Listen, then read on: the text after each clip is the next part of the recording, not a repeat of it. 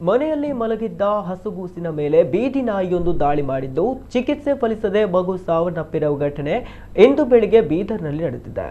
5 ತಿಂಗಳ ಶಿವಾನಿ ನಾಯಿ ದಾಳಿಗೆ ಬಲಿಯಾದ ಮಗುವನ್ನ ವರಾಂಡದಲ್ಲಿ ಮಲಗಿಸಿ ತಾಯಿ ತನ್ನ ದೈನಂದಿನ ಕೆಲಸದಲ್ಲಿ ತೊಡಗಿಕೊಂಡಿದ್ದಾರೆ.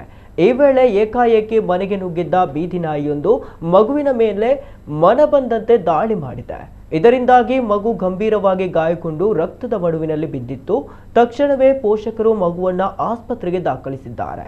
ಆದರೆ ತೀವ್ರ ರಕ್ತಸ್ರಾವ ಹಾಗೂ ಗಂಭೀರ ಗಾಯಗಳಿಂದಾಗಿ ಚಿಕಿತ್ಸೆ ಫಲಿಸದೆ ಮಗು ಕೊನೆಯುಸಿರೆಳೆದಿದೆ. ಇನ್ನು ಹಸುಗೂಸನ್ನ ಕಳೆದುಕೊಂಡ ಪೋಷಕರ ಆಕ್ರಂದನ ಮುಗಿಲು ಮುಟ್ಟಿದ್ದು, ಬೀದಿ ನಾಯಿಗಳ ಹಾವಳಿ ಮಿತಿ ಮೀರಿದ್ದರೂ ಅಧಿಕಾರಿಗಳು ಯಾವುದೇ ಕ್ರಮ ಕೈಗೊಂಡಿಲ್ಲ ಎಂದು ಗ್ರಾಮಸ್ಥರು ಮತ್ತು ಪೋಷಕರು ತೀವ್ರ ಆಕ್ರೋಶ ವ್ಯಕ್ತಪಡಿಸಿ ಕೂಡಲೇ ಬೀದಿ ನಾಯಿಗಳ ನಿಯಂತ್ರಣಕ್ಕೆ ಕ್ರಮ ಕೈಗೊಳ್ಳುವಂತೆ ಆಗ್ರಹಿಸಿದ್ದಾರೆ.